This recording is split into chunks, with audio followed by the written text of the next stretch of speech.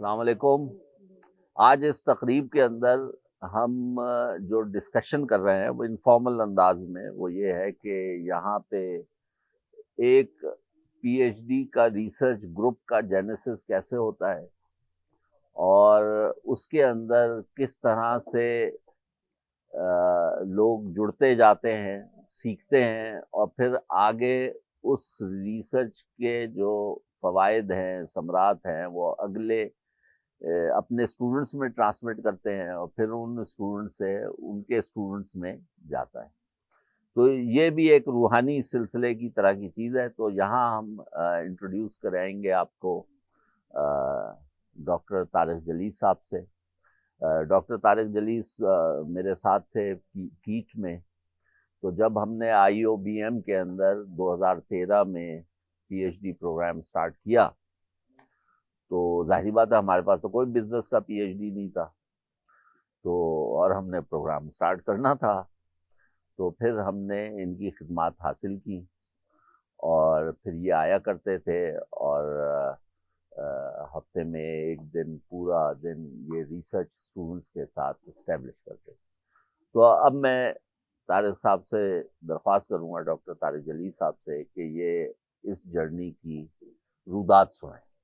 चलें, तो रूहानियत की बात हो रही है तो जैसे मैंने कहा कि इसके रूह रवा डॉक्टर इरफान हैदर थे। जब मैं पीएचडी में पीएचडी कर रहा था और मेरा लास्ट वो थीसिस कंप्लीशन का स्टेज था, तो डॉक्टर इरफान हैदर ने परमिशन ली मैनेजमेंट से कि तारिक जलीस को अपना थीसिस करने दो और कोई कोर्स नहीं पढ़ाएगा। जो लोग प्राइवेट कॉलेजेस में पढ़े हुए हैं उनको शायद इस चीज़ का अंदाज़ा नहीं हो कि कितना मुश्किल काम। तो that was the beginning.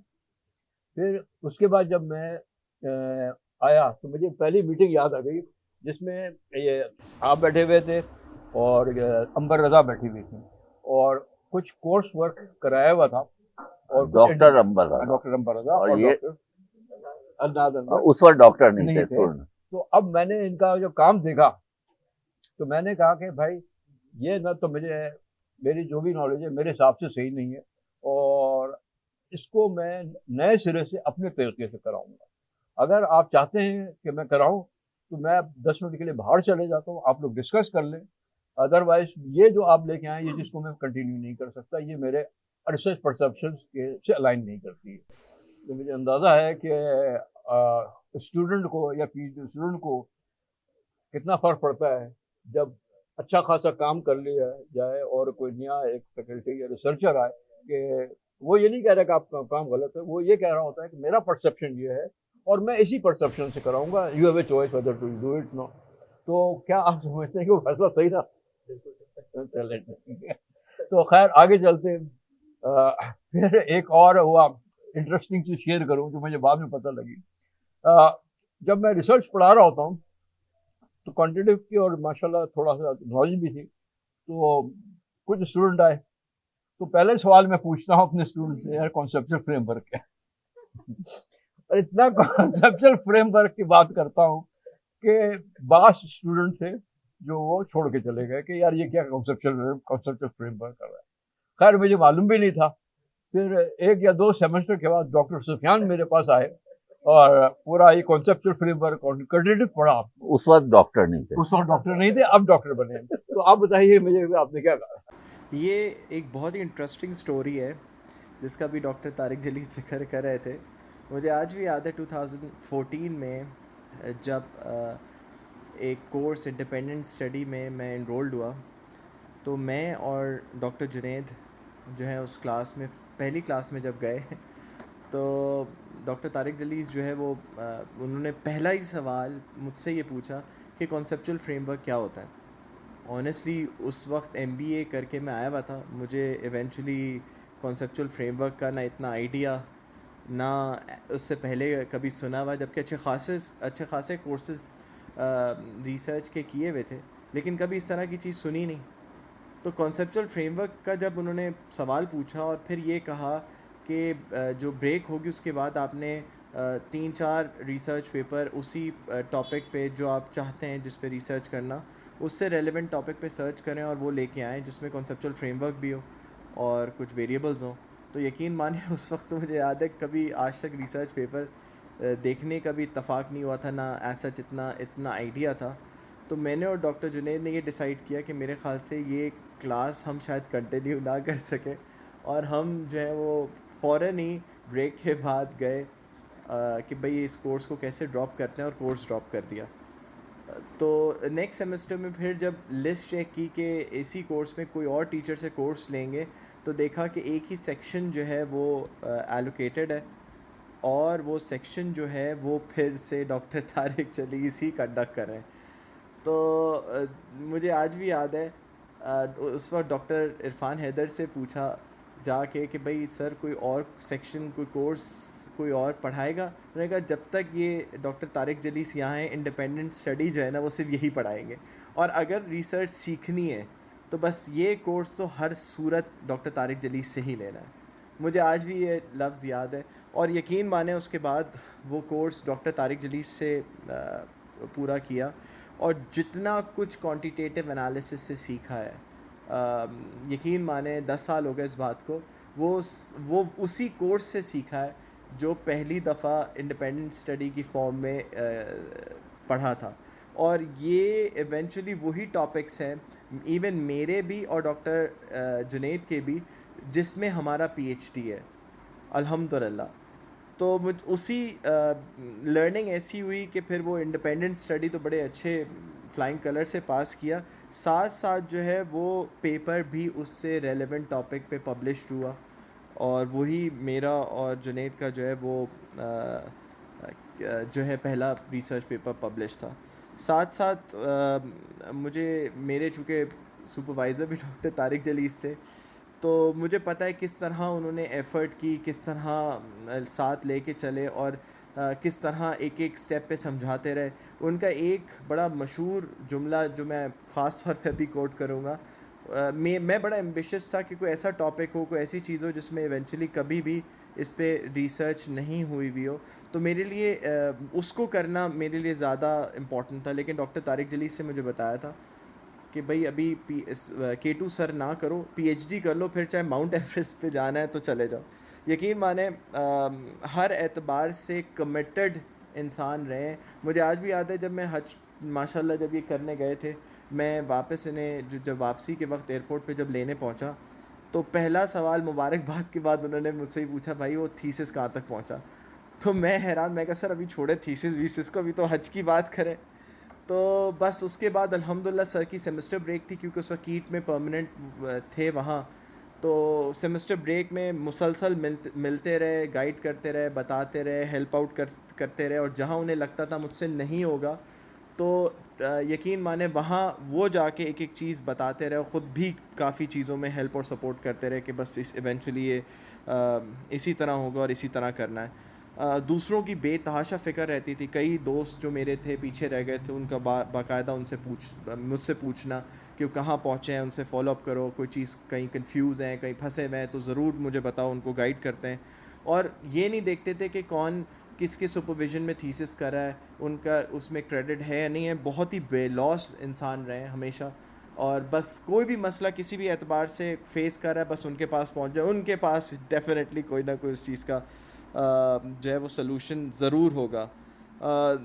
Eventually दूसरे के मसले को हमेशा अपना समझते हैं और उसी तरह उसको हल करते हैं जैसे कोई अपना प्रॉब्लम हो। मशवरा आप किसी भी एतबार से पूछ लें, इंशाल्लाह मैक्सिमम कैपेसिटी से बेस्ट ही गाइड करेंगे। और मुझे आज भी याद है डॉक्टर तारिक जलीस ही हैं जो मुझे एकेडेमिया में फिर लेके आए कि भाई जब पीएचडी किया है तो पढ़ाओ इसको, फिर यूटिलाइज़ कैसे करोगे, वरना इल्म जाता रहेगा। अगर इसको इन्हांस करना है, ग्रूम करना है, स्किल इसमें और बेहतर करनी है, तो फिर बस कोई ऑप्शन नहीं है पढ़ाने के अलावा। हमेशा कहा जाता है you are as good as your supervisor. अल्हम्दुलिल्लाह मैं बहुत लकी रहा माशाल्लाह जो डॉक्टर तारिक जलीस जैसे सुपरवाइज़र मिले।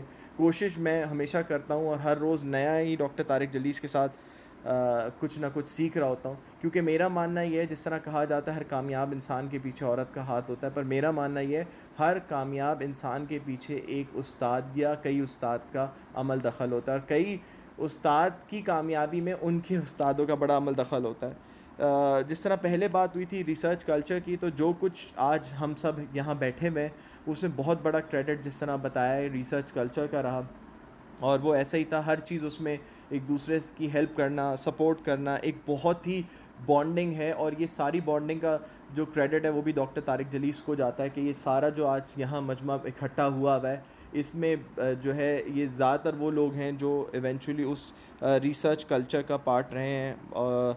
इसी तरह सबसे इम्पॉर्टेंट चीज़ मेरे हिसाब से सुपरवाइज़र के लिए टाइम का होना बहुत ज़रूरी है। अगर सुपरवाइज़र आपको टाइम नहीं दे सके तो ट्रस्ट मी फिर पॉसिबल ही नहीं होता विन विन सिचुएशन, क्योंकि टाइम होता है तभी वो आपको सही डायरेक्शन देता है, और सही डायरेक्शन जब मिलती है तो आपका सारा प्रोसेस बहुत स्मूथ हो जाता है। और अल्हम्दुलिल्लाह मैं इस मामले में बेइंतहा अपने आप को लकी समझता हूँ कि मुझे जो है डॉक्टर इरफान हैदर जैसे और डॉक्टर तारिक जलीस जैसे बेहतरीन इंसान का जिन्होंने मेरे थीसिस को सुपरवाइज़ किया और मेरे इस पूरे प्रोसेस को एक बहुत ही आसान वे में इवेंचुअली मैंने ये किया है कि अल्हम्दुलिल्लाह जितना शुक्र अदा करूँ उनका उतना कम है। अच्छा, असल में उसकी बैकग्राउंड स्टोरी ये थी कि हमें तो पता था कि ये भाग रहे हैं इनसे ठीक है, और हमें इनको देना ही यही है, तो वो सब्जेक्ट्स हमने कंपलसरी इलेक्टिव किए हुए थे। इलेक्टिव होता है ना, तो उसको कंपलसरी किया हुआ था। तो और उसके अंदर डॉक्टर तारिक जलीस से लेना लाजमी था। तो सबको पता था कि भाई आज नहीं लिया तो कल तो लेना ही पड़ेगा। तो ये था। चलें अब आगे। तो अच्छा, फिर एक और जो सबसे बड़ी चीज़ थी डॉक्टर इरफान हैदर ने की थी, एक रिसर्च ग्रुप बनाया था और सीबीएम में एक पर्टिकुलर कमरा था जो वो बुक कर दिया था, जिसमें और कोई फैकल्टी नहीं आ सकती थी, और वो सैटरडे को शायद 9 से 5 बजे तक खुला रहता था। अलग हाँ, और अक्सर लोगों को फैकल्टी को एतराज़ होता था कि ये कमरे में ये क्यों खुला हुआ है। तो वो एक रिसर्च ग्रुप बनाया था, उसके अंदर कोई 10-12 स्टूडेंट्स थे, सब एक साथ आके बैठे रहते थे। कोई अपना मॉडल फिट कर रहा है, कोई एक से अपना दूसरी चीज शेयर कर रहा है। तो उस रिसर्च ग्रुप की वजह से बहुत से लोगों को बहुत फायदा हुआ। तो जो रिसर्च ग्रुप की जो फलसफा था वो 2004 से मैं लोगों को समझा रहा था, ठीक है ना। तो कहीं वो इम्प्लीमेंट हुआ, लेकिन यहाँ हमने बाकायदा उसको इम्प्लीमेंट होते हुए देखा। इसके अंदर कुछ लोग थे जो आईटी थे, तो ज़ोटेरो की ट्रेनिंग किसने कराई थी? खुर्रम अदील शेख, डॉक्टर खुर्रम। हाँ। अब वो अभी नहीं हुए वो, अब वो बहुत सारे लोगों को बहर अफरोज करके, लेकिन वो अब इंग्लैंड चले गए हैं और वहाँ से वो इंशाल्लाह कंप्लीट कर लेंगे। ये जो रिसर्च ग्रुप, जो असल कंट्रीब्यूशन है उस रिसर्च ग्रुप के अंदर, वो कोर एक्सपर्टीज तो हर जगह होती है, लेकिन वो जो शेयरिंग जो है ना, कि जिसके अंदर कोई बड़ा कोई छोटा नहीं है, सब साथी हैं, सब एक ही किश्ती में सवार हैं। एक सीखेगा वो दूसरे को सिखाएगा, दूसरा सीखेगा वो पहले को सिखाएगा, तीसरे को सिखाएगा। ये जो बॉन्डिंग थी, and that was what led to the success of this PhD program. Doctor साहब एज अ टीचर थे, और जाहिर है एक relationship as a teacher student एक डिफरेंट होता है। उसमें डॉक्टर साहब से एक था ताल्लुक के भाई टीचर डांटते भी हैं और क्लास भी ले रहे होते हैं। तो मेरे साथ एक बड़ा डिफरेंट एक्सपीरियंस है डॉक्टर तारिक का, मैं वो शेयर करना चाहूँगा। जब हमने थीसिस जमा कराया, और क्योंकि डॉक्टर इरफान मेरे सुपरवाइज़र थे, तो फर्स्ट टाइम वो मेजर चेंज मेरे पास एक आ गया।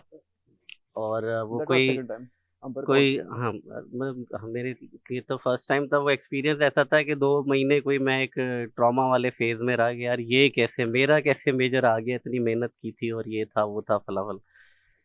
तो वो तकरीबन 1.5 महीने के करीब ऐसा हो गया था कि मैं डॉक्टर इरफान से कहता था हम फाइट करते हैं, हम वापस से इस चीज़ पे जाते हैं कि भाई मैं सही था और हमने एक प्ली जो ली है अपने थीसिस में वो सही ली है, और शायद एग्जामिनर ने उसको सही से समझा नहीं है। तो अच्छा, डॉक्टर साहब मुझे कहते थे चलो इसके ऊपर थोड़ा वर्किंग करो, हम इस तरह बात करते हैं, यूँ करते हैं, वो करते। तो कोई 1.5 महीना तकरीबन ऐसे गुजरा। मुझे याद है मैं यूनिवर्सिटी से चला गया था, कुछ 4 बजे के करीब मैं चला गया था, तो मेरे पास फ़ोन आया डॉक्टर तारिक का। तो उन्होंने कहा कहाँ हो? अच्छा, मेरा घर थोड़ा करीब है। तो मैंने कहा सर मैं घर आया हूँ अभी अभी। कह रहे फ़ौरन वापस आओ। तो मैंने कहा सर खैरियत है? कहते नहीं नहीं जल्दी से आओ, मुझे काम है तुमसे। तो मैं जब वापस गया तो डॉक्टर साहब बैठे हुए थे, एक सेशन चल रहा था, तो कह रहे हैं भाई तुम्हारी प्रॉब्लम क्या है? मैंने कहा सर वो मेजर आ गया है, तो अब मैं ये कह रहा हूँ मैंने सही काम किया है, वो कह रहा है कि तुमने गलत काम किया है। तो कह रहे हैं अच्छा अगर तुम उसकी बात मान लोगे तो क्या हर्ज है? मैंने कहा सर बात ये है कि जब इतना काम मुझे दोबारा करना पड़ेगा। कह रहे तुम 1.5 महीना तुमने ज़ाया तो कर दिया ना, इस 1.5 महीने में काम हो जाता वो वाला। तो मैंने कहा यार बात तो डॉक्टर साहब सही कह रहे हैं। तो मैंने कहा नहीं नहीं सर मैं सही था। कहते अच्छा एक काम करो मेरे साथ अभी अभी बैठ के ना, मुझे अब वो मेजर चेंज उसने इसलिए दिया था कि एक सॉफ्टवेयर अप्रोच थी एक स्टैटिस्टिकल एनालिसिस की, कि आपने पीएलएस सैम क्यों यूज़ किया, आपको सीबी सैम यूज़ करना चाहिए। तो अब मैं वो एक डिफरेंट सॉफ्टवेयर है एमोस। तो डॉक्टर साहब ने कहा कि तुम एमोस आता है ना? मैंने कहा आता है। तो कहते बस अभी अभी मुझे मॉडल रन करके दिखाओ। तो मैंने वो मॉडल उस टाइम मुझे याद है कोई मेरे ख्याल है 1 डेढ़ घंटा डॉक्टर साहब के साथ मैं बैठा हूँ, मैंने वो मॉडल रन किया। तो आगे कहते बस ये हो गया, इसका स्नैपशॉट लो, थीसिस में डालो, रिजल्ट का चैप्टर बना के अगले हफ्ते लेके आना और बस कर दो। तो मैंने कहा कि सर ये तो आधी चीज़ें दोबारा लिखनी पड़ेगी, रिजल्ट चेंज हो गया है। कहते भाई अगर तुम मजीद इससे फाइट करोगे फिर वो 1 महीना 2 महीना डिले होगा, फिर वो रिबटल देगा, तुम्हारी आपस में चलती रहेगी चीज़ें। इससे बेहतर है कि तुम अगला 1 महीना लगा के और इस थीसिस को जो है वो सबमिट करो। तो ये एक मतलब वो वाली चीज़ है जो मैं डॉक्टर तारिक को ये इस हवाले से क्रेडिट दूंगा कि वो एक जो था ना गन पॉइंट पे रख के कि नहीं अभी मेरे साथ बैठ के करना है तुमने और करके उठना है। तो वरना शायद मैं वो कभी भी इस तरह से नहीं सोचता कि यार कर ही लेना चाहिए चलो। या हो सकता था 2 महीने बाद या 3 महीने बाद मुझे वापस से वही करना पड़ जाता जब वो आखिर में दोबारा से एक कोई रिप्लाई करता। तो that was a very good experience जो डॉक्टर साहब की तरफ से हुआ। तो वो रिसर्च ग्रुप का एक बहुत डिफरेंट एक एडवांटेजेस हैं। वो सिर्फ ये नहीं थे कि एज अ टीचर डॉक्टर साहब हेल्प कर रहे थे, बल्कि उसके अलावा भी एक मेंटोर का रिलेशनशिप हमेशा से डॉक्टर साहब का हमारे साथ रहा। तो थैंक यू सर। और नो डाउट आपके बहुत ज़्यादा कंट्रीब्यूशन है, हमने बहुत कुछ सीखा। मैं थैंक यू। हर्ष पे आया था तो मैंने सवाल क्या कि पहला सवाल क्या पूछा था जब आप रिसीव करने आए थे मुझे? यासिर की, जो कि डॉक्टर यासिर बन गए, इनके साथ भी बड़ा मसला हो गया था कि एचईसी वालों ने, इन्हीं का केस था, एचईसी वालों ने फॉर सम टेक्निकल रीजन इनके एमबीए को 18 साल की एमएस को नहीं माना। अब इनने मुकदमा भी किया और फिर मैंने और हमारे ग्रुप वालों ने, जो पूरे सारे group members including doctor Irfan, मैंने कहा यार इनसे तुम लोग झगड़ा करते रहोगे, आपके थीसिस लिखने में कोई टाइम नहीं लगेगा, आप 1 साल के अंदर ये करो और उसके बाद पीजी शुरू करो। खैर ये पहले तो भागते रहते थे, आते ही नहीं थे हर बार। मैं असल में जो उस रिसर्च ग्रुप की खास बात ये थी कि जो आता नहीं था तो बाकी जो रिसर्च ग्रुप के मेंबर्स थे इनमें बहुत ज़्यादा हम आंगी थी, जिसकी वजह से वो उनको फिर कॉल करते थे भाई तुम क्यों नहीं आए। तो खैर फिर बड़ी मुश्किल से आए, सारे ग्रुप वालों ने समझाया कि यार कर लो। शायद एमएस का सुपरवाइजर शायद नहीं था आपका, शायद हाँ एमफिल का एमएस का। तो खैर इन्हें दोबारा फिर एमफिल किया और फिर एमफिल के बाद फिर माशाल्लाह पीएचडी भी कर ली और डॉक्टर यासिर बन गए ये। और इसी हवाले से एक दो लोगों का और भी मैं नाम शेयर करना चाहूँगा जो हमारे रिसर्च ग्रुप से बाहर हो गए थे, और उसमें मरियम है शायद, और दूसरा कौन था? हाँ भैया, मैं बचाना नहीं था आपको। I am sorry, I am serious, I don't like. मैंने बाकी में एनीवे ये मरियम और नुमान से मेरी, वैसे तो मेरी हर स्टूडेंट से बड़ी अफिलिएशन होती है, इनसे बहुत ज़्यादा इस हवाले से थी कि पीट के भी थे। और perhaps it may be my biased decision कि in terms of capacity and capability they were very high, but somehow वो अपनी थीसिस टाइम पे नहीं कर सके। दूसरे चीज़ें तो होंगी, मगर एक वजह उसकी ये भी थी कि इस रिसर्च ग्रुप के अंदर ये लोग रेगुलर नहीं आए। जब तक मरियम रेगुलर आती रही थी उनकी इंडिपेंडेंट स्टडी भी टाइम पे कंप्लीट हो गई थी और वो भी थी। और ये आपका, अब तो खैर मैं अपना गुरु मानता हूँ कि इनके पास कोई भी मसला लेके चले जाओ, जब पीजी नहीं भी थे वो सॉल्व कर सकते थे। मगर डिले हुई दूसरी वजह से ये हुई थी कि रिसर्च ग्रुप से कटे हुए। तो ये that is the importance of research group which you have created, और जिसकी वजह से माशाल्लाह जो सब बैठे हुए हैं वो उसी रिसर्च ग्रुप से किसी ना किसी तरह डायरेक्टली और इनडायरेक्टली बेनिफिशियरी रहे। आप बताइएगा जो मैं कहता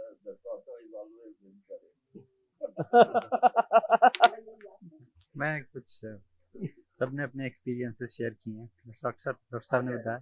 आगे आ जाओ। अब ठीक है। हाँ, कुछ एक्सपीरियंसेस, जैसे मेरी जर्नी तो काफ़ी डिफ़िकल्ट रही। मेरी जर्नी में 2 चीज़ें बड़ी इंपॉर्टेंट थी। एक तो ये थी कि मेरा एकेडमिक से लिंक नहीं था, तो मोटिवेशन तो वैसे ही नहीं थी। तो वो जो रिसर्च ग्रुप था ना, उसने बहुत मोटिवेट किया। मतलब ऑनेस्टली स्पीकिंग, जो उस वक्त के दोस्त बने हुए हैं वो आज बहुत अच्छे दोस्त हैं, और वो उसी रूम में दोस्त बने थे। याद है, वो एक रूम में बैठे होते थे। डॉक्टर अदनान का उन दिनों फाइनल चल रहा था थीसिस, डॉक्टर अदनान का और डॉक्टर अंबर का उन दोनों फाइनल थीसिस चल रहा था। हम छोटे छोटे काके हुआ करते थे, इंडिपेंडेंट स्टडी कर रहे थे। तो हम बैठे देख रहे होते थे, डॉक्टर तारिक जलीस जो हैं बैठे हैं, उनके थीसिस के अंदर लगे हुए हैं, काम करने। बैठे रहते थे चुप करके। कभी कभी ऐसा भी हुआ हम 2-2 घंटे चुप करके बैठ रहे हैं क्लास के अंदर, कुछ करने को ही नहीं होता था, समझ ही नहीं आ रहा होता था क्या करें। लेकिन डॉक्टर साहब ने बहुत सपोर्ट किया। मतलब मेरे लिए तो वो समझ लें एहसान वाली चीज़ें हैं कि एमफिल का जो थीसिस मेरा जिस तरह कराया, मतलब मोटिवेशन तो थी नहीं। उसके बाद थीसिस कराया। थीसिस में भी मुझे याद है, मैं एक जगह जाके, मैं बता नहीं सकता, बट मैं एक जगह जाके ना बिल्कुल मैंने हाथ उठा लिए थे। मैंने कहा मुझसे नहीं हो रहा। डॉक्टर साहब ने मुझे कहा थीसिस अपना मुझे दे। मैंने डॉक्टर साहब को थीसिस दिया। उसके बाद वो जो मसला आ रहा था वो सॉल्व हो गया। तो इन्होंने वहाँ पे मुझे काफ़ी सपोर्ट किया। फिर डॉक्टर इरफान हैदर की कंट्रीब्यूशन तो मतलब वो, उनका तो खैर जवाब उसको तो मैं काउंट ही नहीं कर सकता, क्योंकि हम्म, मुझे जो डिमोटिवेशन हुई थी एचईसी की वजह से, उसमें जिन लोगों ने सबसे ज़्यादा कन्विंस किया था उसमें डॉक्टर इरफान थे।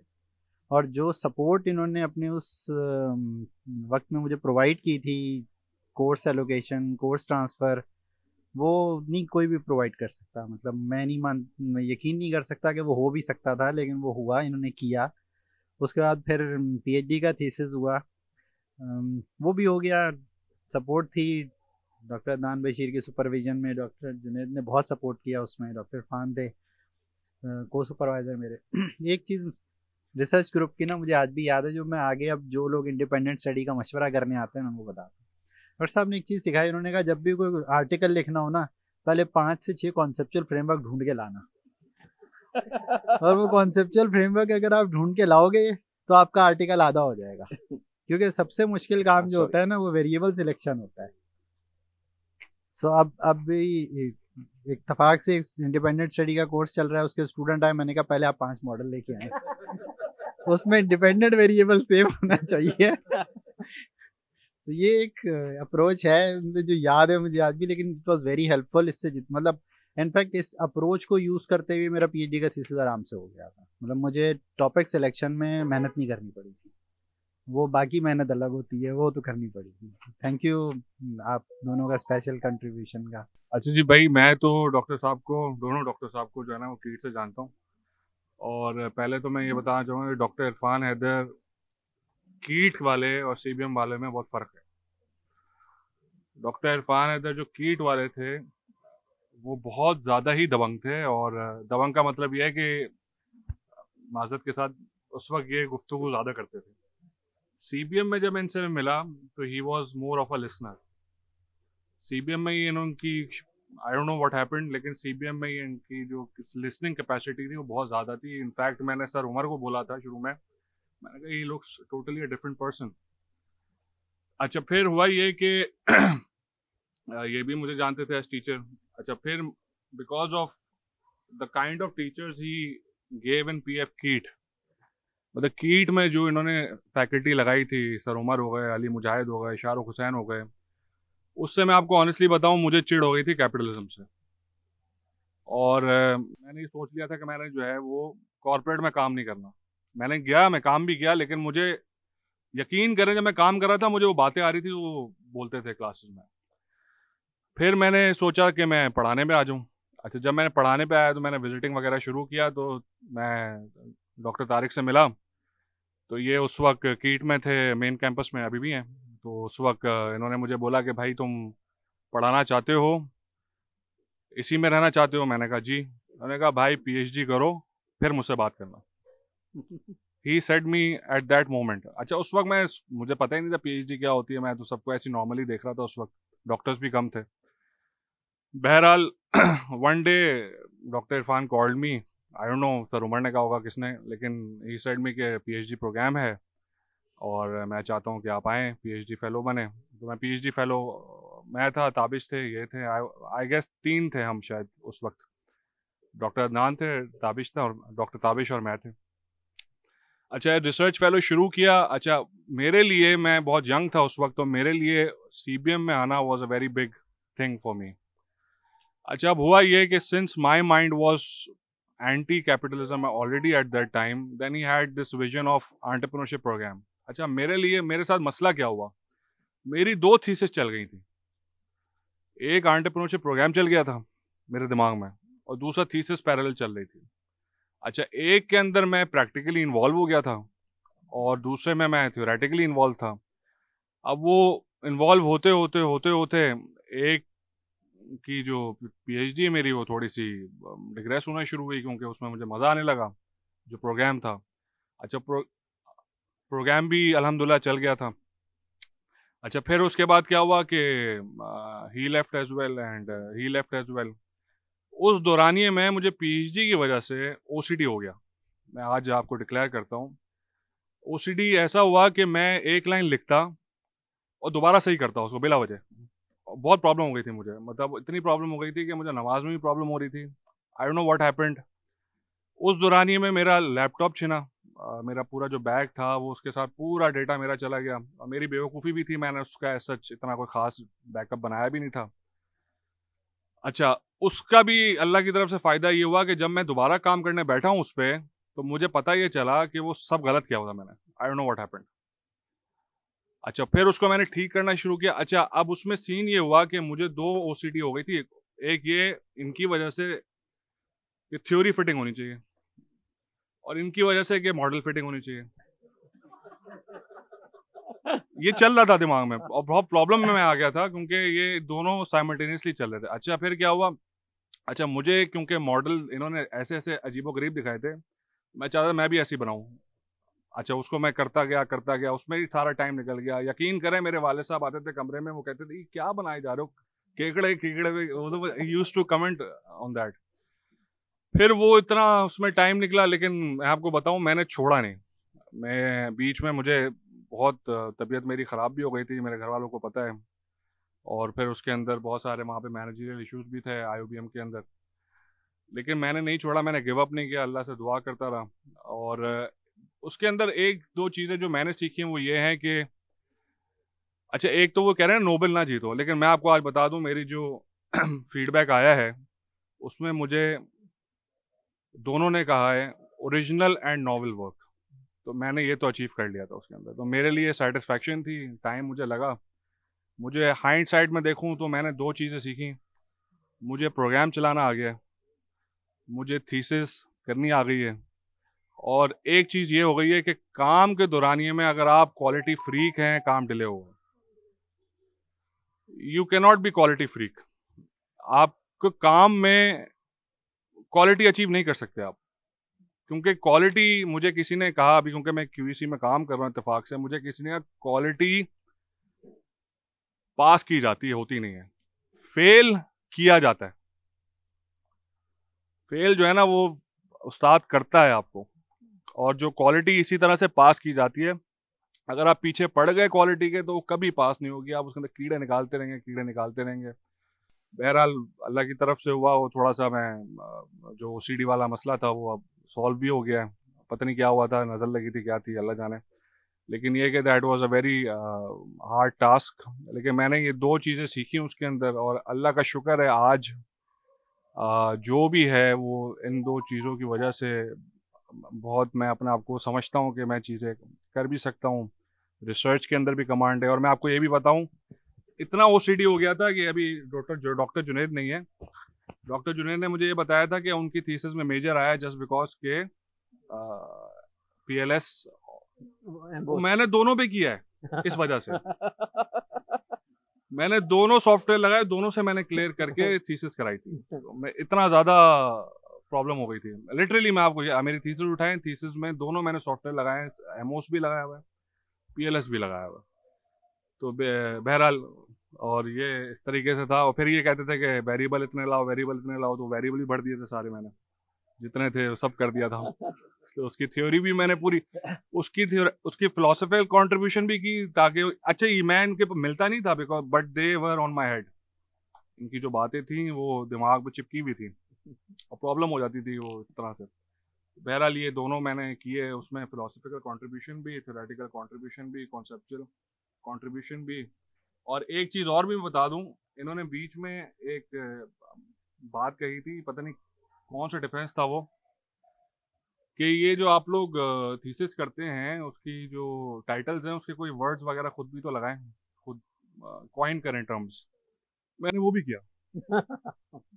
मैंने उसको बाकायदा अपना गूगल पे जाके देखता था कौन सी जो टर्म है वो अवेलेबल नहीं है, उसको बाकायदा कॉइन किया मैंने, एंड आई डिड दैट। तो बाकायदा जब मुझे फीडबैक आया था, तो वो जो फीडबैक आया था ना गोरे का, वो मैं आपको बताऊं, वो मुझे उसकी जितनी खुशी है वो किसी की नहीं है। उसने जब ये लिख दिया कि ये नॉवेल है, ओरिजिनल है, रिगरस है, ये तीनों वर्ड्स मेरी उसके अंदर हैं, बस ख़त्म, मैंने अचीव कर लिया और यही है, दैट्स इट। सर एक चीज शेयर करना, हाँ चलें ठीक है। और बाकायदा मैंने एक्सटेंशन भी ली थी एक थीसिस मिनट पे, मैं एक भी चीज आपको शेयर बता करना दूं चाहूंगा, एक चीज़ और, मैंने थीसिस पे एक्सटेंशन ली थी।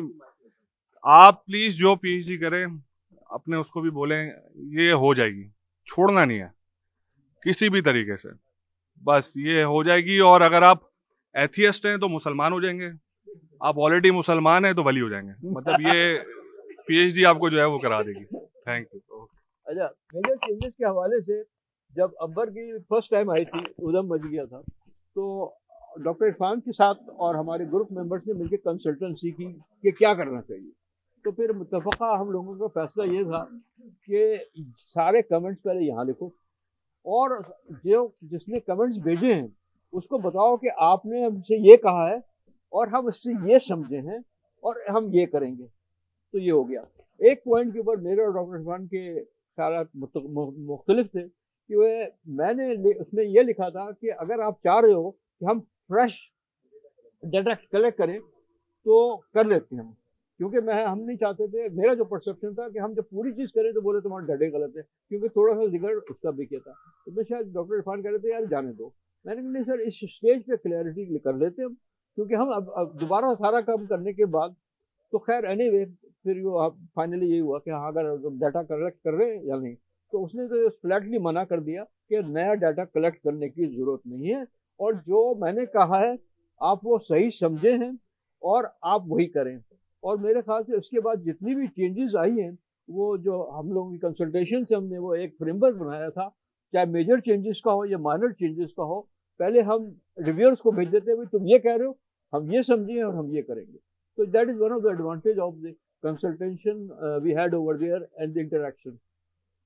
तो ये है चीज़। जी सर आइए, सॉरी आपको डिले कर दिया। सर मैं आपने डॉक्टर इरफान ने जैसे कहा रिसर्च ग्रुप का, तो मेरा ख्याल है कि ज़्यादातर ग्रुप के अंदर जो है वो क्वांटिटेटिव रिसर्च वाले थे और मैं one of the very few qualitative वाला था, और वो भी इस्लामिक टॉपिक के हवाले से। तो डॉक्टर इरफान के पास जब मैं आता था तो वो जैसे अभी सारों ने कहा कि वो कहते थे कि पहले पीएचडी कर लो, बाद में तुम क्या कहना चाहते हो दुनिया उसके बाद सुनेगी तुम्हारी, उससे पहले नहीं सुनेगी, पहले पीएचडी कर लो। तो लेकिन मैं भी ढीठ था, मैंने क्वालिटेटिव भी मुझे मना किया कि क्वालिटेटिव की कोई बाउंड्री नहीं होती, ये जो है ना सारी ज़िंदगी ख़त्म नहीं होएगा। तो इस्लामिक भी था और क्वालिटेटिव भी था। अल्टीमेटली मैं पाकिस्तान में नहीं मलेशिया से कंप्लीट किया, लेकिन जो रिसर्च ग्रुप की मैं बात करना चाह रहा हूँ कि इरफान साहब का जो माइंडसेट था रिसर्च ग्रुप के हवाले से, तारिक जलील साहब का जो माइंडसेट और जो ग्रुप का माहौल मिला, तो वो क्वालिटेटिव की मेथोडोलॉजी नहीं बल्कि एनवायरनमेंट ने मुझे मोटिवेट किया रिसर्च के लिए।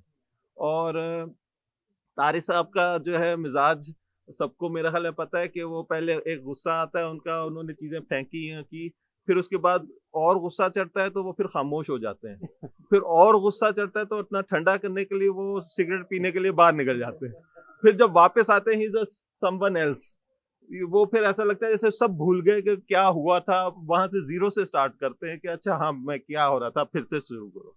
तो वो जो माहौल मिला और वो जो आपने कहा जो भाग गए थे, मुझे आज तक वो दिमाग में जो है ना वो सीबीएम में दूर से भागते हुए नजर, लोग फुटपाथ चेंज करके जा रहे थे, तो तारिक साहब दूसरे, आओ भगोड़ो इधर आओ, किधर जा रहे हो, तुम्हें अगले सेमेस्टर में भी मुझी से पढ़ रहे हैं, तुम कहीं भाग के नहीं जा सकते।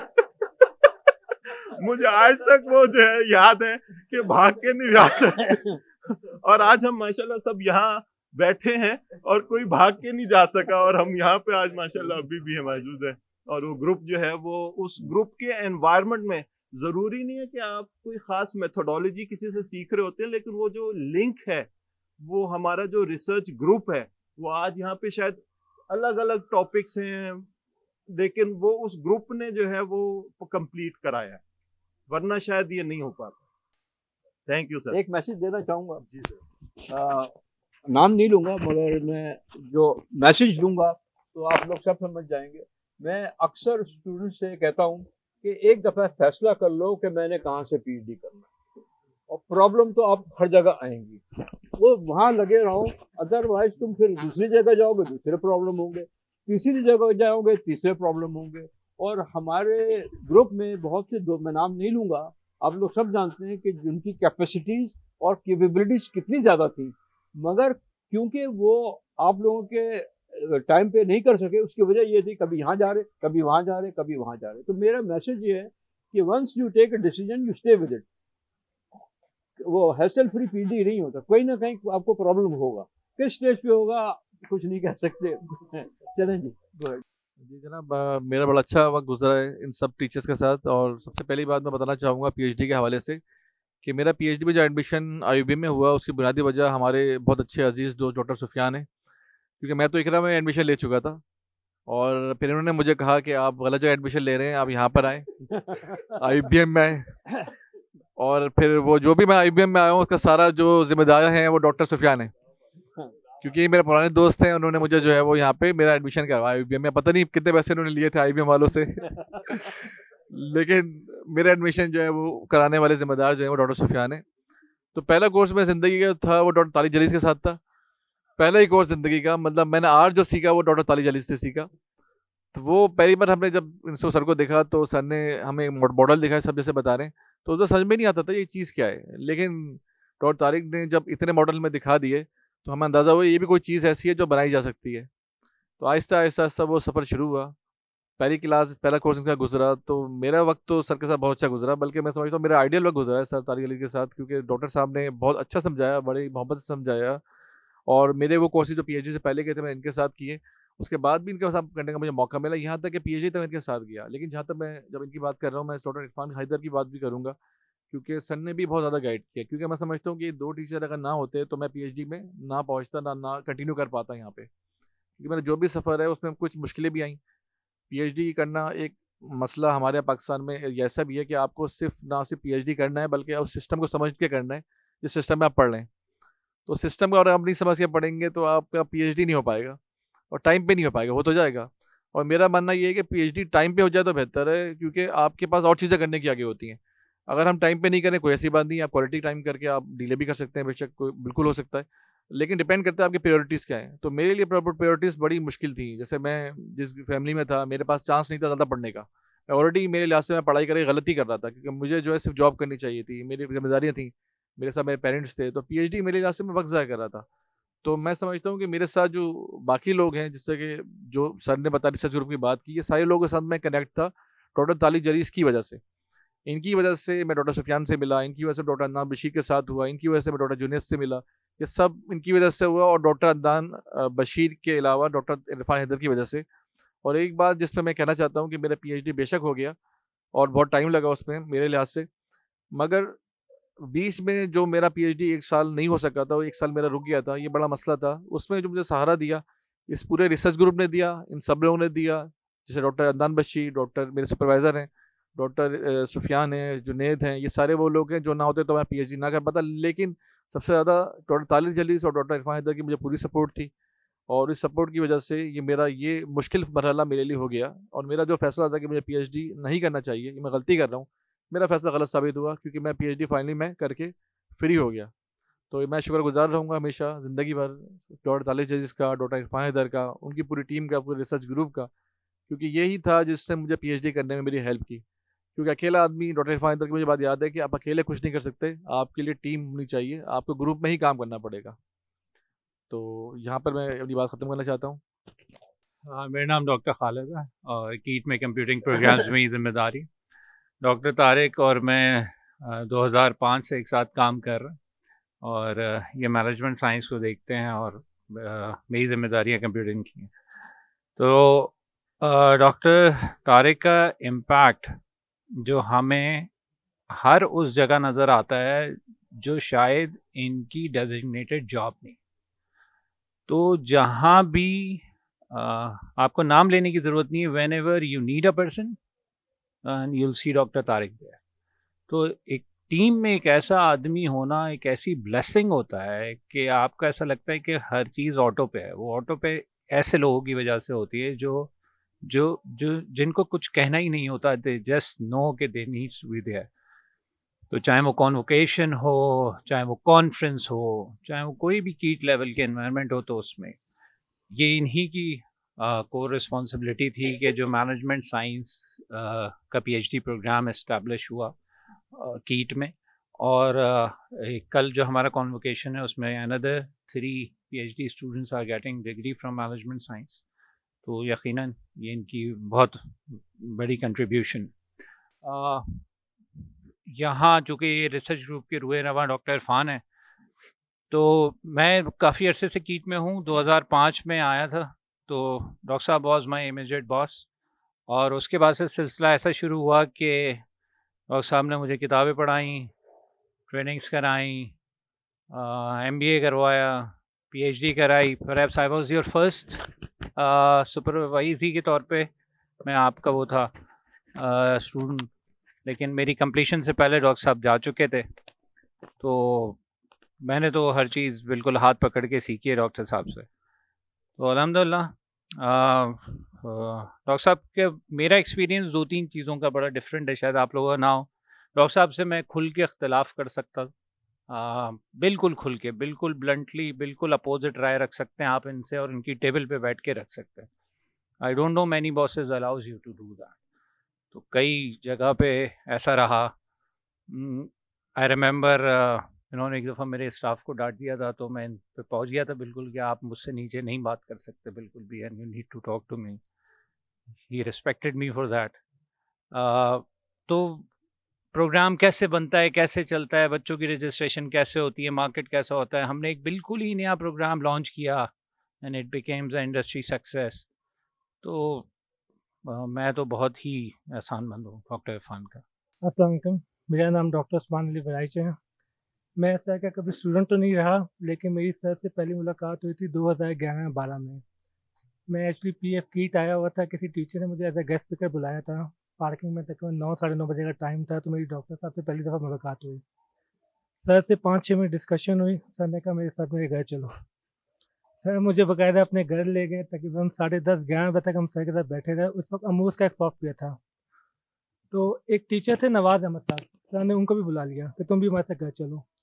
1.5 घंटे डिस्कशन के बाद भी सर मुझसे कहते हैं, यार तुम 1.5 साल पहले मिल जाते ना, जो मलेशिया के मेरे पैसे है ना वो सेव हो जाते। मैं मलेशिया स्पेशल जाता था अमरूद सीखने के लिए, तो तुम मुझे 1.5 साल पहले मिल जाते। फिर मैंने नवाज साहब से कहा, ये पहला बंदा है जो अप्रिशिएट कर रहा है, क्योंकि उस वक्त मेरी एज थी कोई 22-23 साल। मैं जहाँ भी सेमिनार करने जाता था कि लोग सामने से कहते थे 22-23 साल का बच्चा, क्योंकि पता मोस्ट नया था प्रोग्रामिंग वगैरह, तो हर कोई कहता था यंग बंदा है, हमें क्यों करवा रहा है, मतलब हम ये एक्सपर्ट। तो मैंने नवाज साहब से यही बात की। मैंने कहा ये बहुत बड़ी स्टेटमेंट है, मतलब वो भी किसी की मौजूदगी के बीच में। फिर सर से मेरा ताल्लुक, क्योंकि सर भी विजिटिंग थे, मैं भी डिफरेंट यूनिवर्सिटी विजिटिंग था, तो मैं एक यूनिवर्सिटी का हेड ऑफ डिपार्टमेंट भी था, वहाँ पे भी हमने PhD प्रोग्राम स्टार्ट किया। तो जैसे आप लोगों ने सर की खिदमत ली उसी तरह में अच्छा इत्तेफाक से सर से मुलाकात के तकरीबन 6 या 1 साल के बाद सर का PhD कंप्लीट भी माशाल्लाह हो गया था। तो सर को भी फिर मैंने अपनी यूनिवर्सिटी में इनवाइट किया कि सर PhD प्रोग्राम स्टार्ट करना है, तो बस आपकी खिदमत की ज़रूरत है। फिर सर से कभी जैबिर से मुलाकात रही, कभी इकरा के अंदर मुलाकात हो रही। तो माशाल्लाह पिछले 10-12 साल से ताल्लुक़ है सर से। अभी भी सर माशाल्लाह PhD की क्लास में बुलाते हैं गेस्ट स्पीकर सेशंस के लिए। तो पिछले 10-12 साल से सर से सिर्फ और सिर्फ मॉडलिंग का ही ताल्लुक़ है।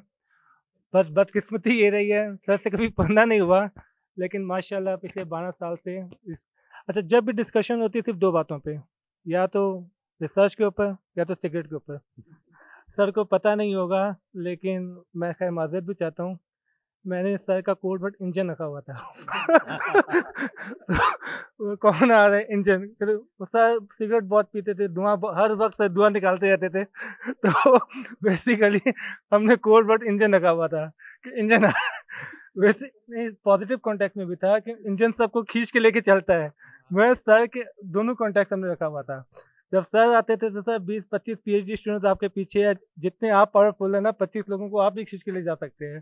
और दूसरा रीज़न ये होता था कि यार क्यों सर 2 या 3 पैकेट तो पीते, तो माशाल्लाह सर से तकरीबन 13 साल तो हो गया, सर के साथ ताल्लुक है माशाल्लाह। बाकी जहाँ तक डॉक्टर इरफान रज़ा की बात है, ये भी बदकिस्मती है, कभी डॉक्टर इरफान रज़ा से कोई कोर्स पढ़ने को नहीं मिला, लेकिन सॉफ्ट स्किल्स सीखने को बहुत कुछ मिली है। 99% चीज़ों पे मेरा और सर का इत्तेफ़ाक है, 1% इमरान खान है जिस पे इत्तेफ़ाक नहीं है। बाकी 99% पे अगर कोई टॉपिक दिया जाए तो जो सर का कंक्लूजन होगा वही मेरा कंक्लूजन होगा, और ये 1% टॉपिक है जिस पे मेरा और सर का इत्तेफ़ाक नहीं हुआ।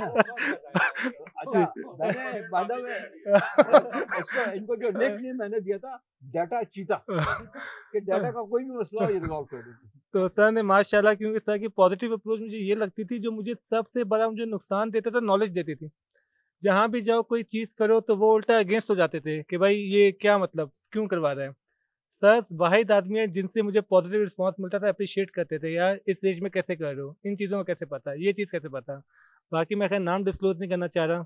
जहाँ जहाँ कोर्सेज पढ़ाने पड़े, इकोनोमेट्रिक्स के, क्वांटिटेटिव मॉडल्स के, साथ के जितने दूसरे टीचर थे, जितने रिसर्च हेड थे, सबसे नेगेटिविटी मिली कि भाई सिंपल एक्सेल कराओ, यहाँ पे आर प्रोग्रामिंग कौन सीखता है।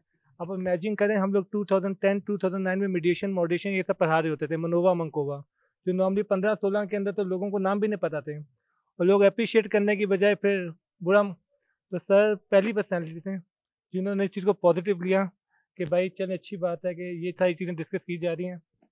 तो बस सर से भी शुक्रिया, क्योंकि सर अगर थे, मेरा भी बेसिकली माइंड इसी तरीके से बना था, मेरा बिजनेस बैकग्राउंड से था, मुझे था कि बस बचपन से माइंड में ये था जॉब तो कभी करनी नहीं, अपना कारोबार ही दिखाना है, तो कोई इरादा नहीं था पीएचडी का।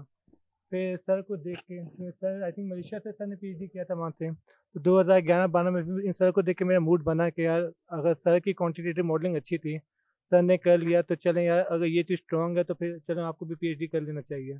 तो एक बहुत बड़ी मोटिवेशन सर भी थे कि सर ने पीएचडी कंप्लीट किया, फिर वहाँ से मेरा माइंड बना कि यार पीएचडी कर लेना चाहिए मैं। मेरा नाम खालिद बिन मोहम्मद है और मेरा सर से या डॉक्टर इरफान हैदर से एज ए कुलीग ही रहा है राब्ता। और मेरा ताल्लुक़ तो कंप्यूटर साइंस की फ़ील्ड से था और मैंने इंजीनियरिंग की हुई थी एनईडी से, तो उस वक्त तो जहन में कोई वहमो गुमान में भी नहीं था कि कभी पीएचडी करेंगे या इस तरफ आएंगे। तो इनिशियली तो इंडस्ट्री में गए, डाउलेंस में जॉब की, फिर पाकिस्तान पेट्रोलियम के प्रोजेक्ट्स पे रहे। इत्तेफाक ये हुआ कि मेरे पेरेंट्स भी एजुकेशन में थे, तो मेरे फादर भी लेक्चरर रहे हैं, प्रोफेसर रहे हैं, और मेरी मदर भी। फादर इंग्लिश वगैरह के कम्युनिकेशंस के होते थे और मदर हमारी उर्दू से की थी। तो इस तरह दोनों पेरेंट्स की मौजूदगी में हम बच्चे थे तो अम्मी के स्कूल चले जाते थे और वहाँ देखते थे कि मदर जो है वो गर्ल्स को पढ़ा रही होती थी, तो लड़कियाँ हमारी खातिर मदारत कर रही होती थी स्कूल के फंक्शंस में मुख्तलिफ उसमें। तो इस तरह से थोड़ा सा एजुकेशन से ताल्लुक़ था। तो फिर ये हुआ कि बाद में एनईडी के ज़माने में ट्यूशन्स वगैरह भी पढ़ाई, फिर इत्तेफाक से अल्लाह करना ऐसा हुआ कि आईओबीएम में आ गए, as a faculty member join कर लिया और वहाँ पढ़ाना शुरू किया। फिर सर आए, डॉक्टर इरफान हैदर साहब ने भी ज्वाइन किया हमारे सामने एज ए डीन, मेरे ख्याल आए थे सीबीएम के। तो मेरी बड़ी ख्वाहिश रही कि सर से किसी तरह कोई इंटरेक्शन हो या कभी पीएचडी एमएस मैंने शुरू किया। तो उस वक्त हमारे यहाँ भी सुपरवाइज़र्स, पहले तो इनिशियली सुपरवाइज़र्स अवेलेबल नहीं होते थे। फिर ये हुआ कि जब मैंने एमएस शुरू किया तो भी सुपरवाइज़र्स की शॉर्टेज थी और कोर्स वर्क हुआ बड़ी मुश्किल से अल्लाह अल्लाह करके, फिर सुपरवाइज़र नहीं मिल रहे थे। फिर एक डॉक्टर आकिल बर्नी ने ज्वाइन किया कराची यूनिवर्सिटी से, तो थोड़ा सा मुझे रिलीफ मिला और मुझे सुपरवाइज़र मिले, तो मैंने एमएस कंप्लीट किया।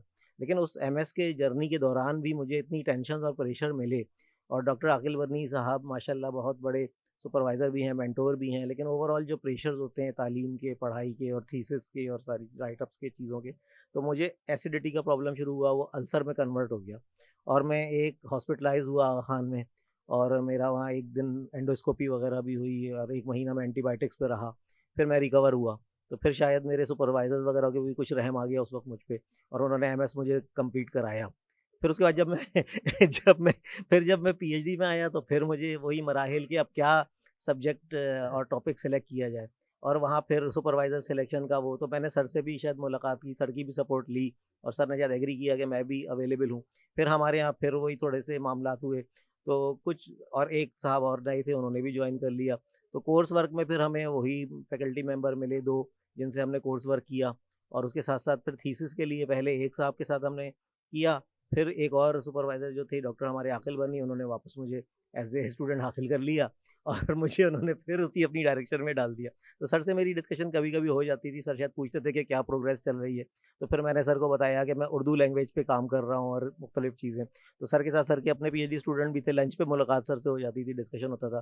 फिर सर ने उसी वक्त कॉल मिलाई, इस्लामाबाद में कोई उर्दू के एक्सपर्ट थे, उनसे बात की, फिर मुझे थोड़ी सी डायरेक्शन दी, मुझे कहा कि ये कर रहे हो, वो कर रहे हो, फिर डिक्शनरी में क्या-क्या चीज़ें होती हैं, कॉर्पस के बारे में कुछ बताया, उर्दू के कॉर्पस के बारे में क्या-क्या पढ़ा है, क्या किया है, इन साहब से बात कर लो, ये उर्दू के बड़े एक्सपर्ट होते हैं, इस्लामाबाद में होते हैं, और उनका बहुत फेमस है, वो उन्होंने उर्दू के शायद कॉर्पस भी बनाए हैं और उनका बड़ा नाम है। तो और मैं मौजूद हूँ तुम्हारे सपोर्ट में अगर कोई तुम्हें ज़रूरत हो तो। तो अल्लाह ताला ने मेरा भी फिर मेरा जब थीसिस जमा हुआ तो मेरे भी मेजर्स आए थे दोनों, मेरे दोनों मेजर्स आए थे। उसके बाद मैं बहुत प्रेशर में आ गया था, टेंशन में आ गया था। तो उसके बाद अल्लाह ताला ने मुझे मोटिवेशन दी, 3 महीने मैंने बहुत ज़्यादा लग के जिसे कहना चाहिए रिवाइज़ किया। मेरे एक्सटर्नल में आई थिंक एक यूके के कोई थे, एक्सटर्नल एग्ज़ामिनर जो कि यूके की किसी यूनिवर्सिटी के थे, उन्होंने बहुत हाई स्टैंडर्ड्स पे मेरे थीसिस को असेस किया था। और एक मलेशिया के प्रोफ़ेसर थे, उन्होंने अपने लेवल्स पे असेस किया था। तो उसके बाद जब दोनों की जो चेंजेस थी जो वो चाह रहे थे, वो थोड़ी एक-दूसरे से हटकर थी। एक साहब ने 30-40 प्लस ऑब्जर्वेशंस दी थी, और एक साहब ने 25 प्लस ऑब्जर्वेशंस दी थी। उन सबको इनकॉर्पोरेट करने के लिए मेरे हाथ-पाँव फूल गए, और मैंने कहा अब थीसिस भी कर लिया, जमा भी करा दिया, उसके बाद टाइम भी गुज़र रहा है, शायद मेरे बस की बात नहीं है, मैं पता नहीं किस चीज़ में फँस गया हूँ, मैं पीएचडी क्यों कर रहा हूँ, क्या मेरा इसमें वो है। फिर मैंने हिम्मत की अल्लाह का नाम लेके, और 3 मंथ्स कंटिन्यूअस उसमें वो चेंजेस इनकॉर्पोरेट किए, और सुपरवाइज़र्स ने, हमारे सीनियर्स ने, सब ने गाइडेंस दी, और फिर अल्लाह अल्लाह करके वो जमा हुआ। रिसर्च पेपर तो मेरे पहले ही पब्लिश हो चुके थे माशाल्लाह, इम्पैक्ट फैक्टर में आए थे, डब्ल्यू कैटेगरी में आए थे, और अच्छे जर्नल में थे, web of science and Scopus index थे। तो बाकी ये कि थीसिस में भी मेजर्स आए थे, तो वो भी मुझे करने पड़े। फिर जब गया मेरा थीसिस एक्सटर्नल एग्जामिनर के बाद, तो विदिन अ डे उन्होंने ना सिर्फ ये कि उसे एक्सेप्ट कर लिया फ़ौरन, और उन्होंने फिर मुझे पोस्ट डॉक भी ऑफ़र कर दिया। तो अल्लाह का शुक्र है कि अल्लाह ने मेरा सफ़र भी अच्छी मंजिल तक पहुँचाया, और मैं आज भी सर को, डॉक्टर इरफान हैदर साहब को, तो अपना जिसे कहना चाहिए कि मेंटोर समझता हूँ, कि जो और अखलाक के लिहाज से, किरदार के लिहाज से, और दूसरों से बर्ताव के लिहाज से, और बड़ेपन के लिहाज से जो इनका रोल रहा है, वो माशाअल्लाह दुनिया के लिए निशाने राह है। Thank you. चलिए एक मिनट, एक डॉक्टर इरफान के बारे में एक चीज़ बात शेयर कर लूँ। एक डॉक्टर इरफान साहब की फ़िलॉसफ़ी है जिस पे मैं भी अमल करता हूँ अब, कि हर यूनिवर्सिटी में जो है 2-3 ऐसे लोग होते हैं जो आपकी थीसिस के या आपके स्टूडेंट के ऊपर पंगा करेंगे।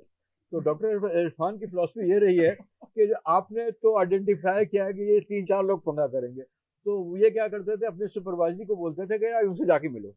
और सुपरवाइज़र को समझ में नहीं आ रहा है क्या हो रहा है, कहने मिल के आ गए, हाँ।